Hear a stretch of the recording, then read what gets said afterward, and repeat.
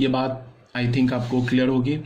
इसी बात को यहाँ लिखा हुआ है, ये डिटर्मिनेंट, ये जो समेसन दिख रहा है ना, यही बात यहाँ लिखा है। इसका क्या मतलब है, ये क्या बोल रहा है कि summation of I is equal to 1 to n A I J C I J is equal to determinant A.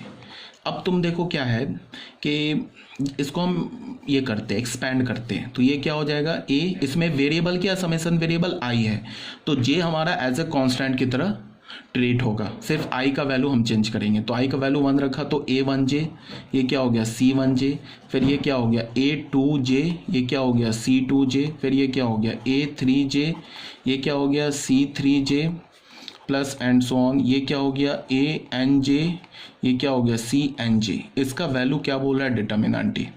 अब तुम बच्चे ध्यान से देखो, इससे पहले ये देखो, ये R1 रो है ना, पहला रो है, तो अगर तुम रो के लॉन्ग बढ़ोगे ना, तो तुम देखोगे कि अगर तुम रो के लॉन्ग बढ़ रहे हो तो कॉलम चेंज होगा, रो चेंज नहीं होगा। जैसे देखो ये फर्स्ट रो है ना, तो अगर हम फर्स्ट रो के लॉन्ग चलेंगे तो हमें क्या दिख रहा है कि ये जो रो है ना, 1 है 1 है 1 है, ये तो सेम है, बट कॉलम चेंज हो रहा है, 1 से 2 हो गया, 2 से 3 हो गया, ठीक है।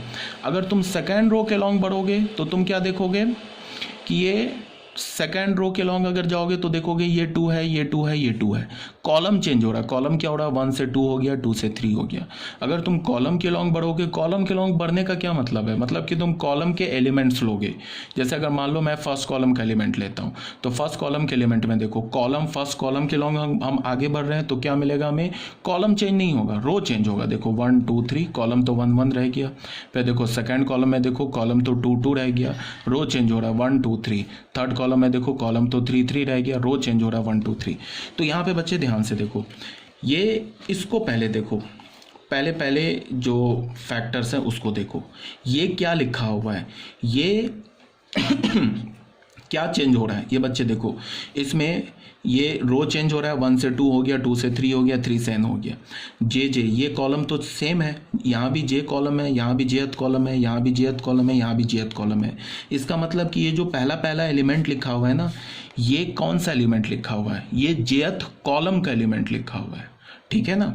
अभी मैंने यहाँ बताया ना कि जैसे अगर तुम थर्ड कॉलम में जाओगे तो कॉलम सेम रहेगा, रो चेंज होगा, तो रो यहाँ पे चेंज हो रहा है। तो ये जो एलिमेंट लिखा हुआ है ये जेथ कॉलम के एलिमेंट लिखे हुए हैं, और हमने क्या किया है कि जेथ कॉलम के हर एक एलिमेंट को अपने अपने कोफैक्टर से मल्टीप्लाई करके ऐड कर दिया, तो ये डिटर्मिनेंट आ गया। क्लियर है ये बात। अब आ जाओ, दूसरा क्या दे रखा है कि j is equal to 1 to n A I J C I J, ये डिटर्मिनेंट के एक इक्वल। ये जो दूसरा समेसन यहाँ लिखा है ना बच्चे, ये देखो, ये इसको मैंने लिखा, अच्छा पहले मैंने ये लिख दिया i इज इक्वल टू 1, ये वाला लिख दिया, उसके बाद अब ये लिख रहा हूँ। ये देखो क्या है, अगर तुम इसमें क्या देखो, समेसन वेरिएबल क्या हमारे पास j, तो i क्या होगा हमारा, एज ए कॉन्स्टेंट ट्रीट होगा, तो इसको हम एक्सपैंड कैसे करेंगे, ai1, फिर क्या लिखेंगे ci1, फिर क्या लिखेंगे ai2 ci2, फिर क्या लिखेंगे ai3 ci3 and plus on, उसके बाद यहाँ क्या लिखेंगे ain cin। इसकी वैल्यू हमें क्या मिलेगी, डिटर्मिनेंट a, ठीक है। अब तुम यहाँ ध्यान दो, ये जो पहला एलिमेंट लिखा है ना, इसको देखो, ये क्या है, इसमें क्या चेंज हो रहा है, इसमें कॉलम चेंज हो रहा है, आई ये सब तो सेम है। इसका मतलब क्या है कि ये जो एलिमेंट लिखा है ना, ये एलिमेंट, ये कौन सा एलिमेंट है, किस रो का एलिमेंट है, ये ith रो का एलिमेंट है। तो यहाँ हमने क्या किया है, ith रो के हर एक एलिमेंट को अपने अपने कोफैक्टर से मल्टीप्लाई करके ऐड कर दिया है, तो ये फिर हमें डिटर्मिनेंट वैल्यू हो गया, ठीक है। अगर मैं बोलूं कि ए मैट्रिक्स का जो ऑर्डर है वो n/n है, तो i कहाँ से कहाँ तक जाएगा, 1 से लेके n तक जाएगा, और j कहाँ से कहाँ तक जाएगा, 1 से लेके n तक जाएगा।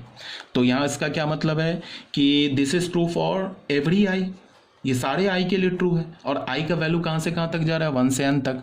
इसका मतलब क्या है कि तुम i का वैल्यू 1 रखोगे, तो इसका क्या मतलब हो जाएगा कि ये क्या एलिमेंट, ये जो एक्सप्रेशन है किसे रिप्रेजेंट करेगा कि हमने फर्स्ट रो के हर एक एलिमेंट को अपने कोफैक्टर से मल्टीप्लाई करके ऐड कर दिया, तो क्या मिल जाएगा हमें, डिटर्मिनेंट a। i का वैल्यू 2 रखोगे तो फिर ये एक्सप्रेशन किसे रिप्रेजेंट करेगा कि हमने सेकेंड रो के हर एक एलिमेंट को अपने कोफैक्टर से मल्टीप्लाई करके ऐड कर दिया, तो फिर हमें क्या मिल जाएगा, डिटर्मिनेंट a। अब तुम यहां देखो, ये j का वैल्यू कहां से कहां तक जाएगा, यहाँ से j का वैल्यू 1 से n तक जाएगा। अगर तुमने j का वैल्यू 1 रखा तो क्या मिल जाएगा हमें, फर्स्ट कॉलम का एलिमेंट। ये सब जो एलिमेंट है ना, ये फर्स्ट कॉलम के एलिमेंट मिल जाएंगे। देख लो A11 A21, फिर क्या हो जाएगा यहाँ पे A31, ये फिर क्या हो जाएगा AN1। तो ये फर्स्ट कॉलम के एलिमेंट हो जाएंगे। तो यहाँ से हमें क्या पता चला कि अगर तुमने फर्स्ट कॉलम के हर एक एलिमेंट को अपने कोफैक्टर से मल्टीप्लाई करके ऐड कर दिया तो डिटर्मिनेंट ही आ जाएगा। अगर तुमने j का वैल्यू 2 रखा तो ये जो एलिमेंट किसके आ जाएंगे, सेकंड कॉलम के एलिमेंट्स आ जाएंगे। तो फिर हमें क्या पता चलेगा कि अगर तुमने सेकंड कॉलम के हर एक एलिमेंट को अपने कोफैक्टर से मल्टीप्लाई करके ऐड कर दिया तो फिर हमें क्या हो जाएगा, डिटर्मिनेंट a का वैल्यू आ जाएगा। ठीक है, बहुत बोल दिया मैंने, आप लोगों को क्लियर होगा। ठीक है, काफ़ी स्ट्रेस दे दे के मैंने समझा दिया कि कोई कंफ्यूजन ना हो। अब फिर एक बार और सुन लो।